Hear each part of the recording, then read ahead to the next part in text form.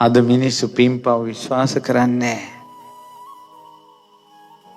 රස්සා කරන මිනිස්සු ඉන්නවා දන් දෙන්නේ නැහැ. අද මගේ මහත්තයෙක් ඇහුවා මේ පිටරට වල මිනිස්සු හරියට සැපසේ ඉන්නවනේ. පංචකාමයේ හොඳට භුක්ති විඳිනවනේ. පින් කරන අය තරම් දුක් විඳින්නෙත් නැහැ. හොඳට කාලා බිලා ඉන්නේ.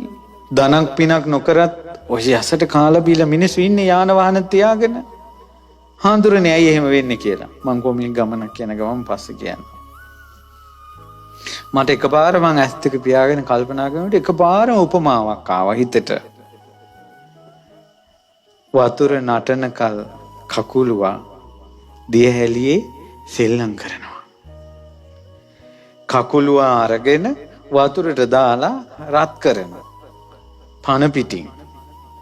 වතුර ටික රත් වෙනකල් ශානියම වතුර ටිකක් එක්ක හොඳ ටැංකියක් හම්බුණා කියලා කකුලුවා නටනවා. හැබැයි වතුර ටික රත් වෙනකල්.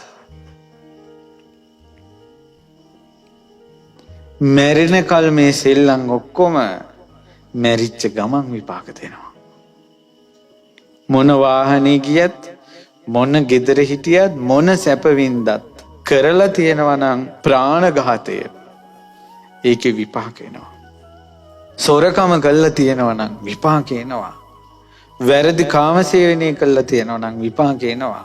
පින්වතුනි කාමසේවනයේට ඇබ්බැහි වෙලා ඒවම පතපතා ඉඳලා නිරේත් ගිහිල්ලා මනුස්ස ලෝකේ ආවට පස්සේ ඒ ගෑනු කෙනයි පිරිමි කෙනයි එකට ඇලිලා උපදිනවනේ.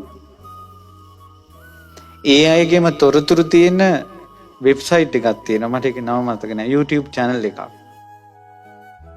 එහෙමම උපදිනවා. අර වල් වැඩ කරන්නේ යම් විදිහකටද ඒ විදිහටම උපදිනවා. ඒ ශරීර දෙක වෙන් කරන්න බෑ. දැක්ක ගමම තේරෙනවා සංසාරේ කරපු දේ කියලා.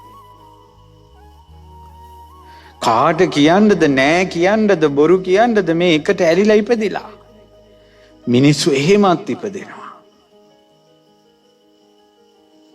සංසාරේ කරපු කර්ම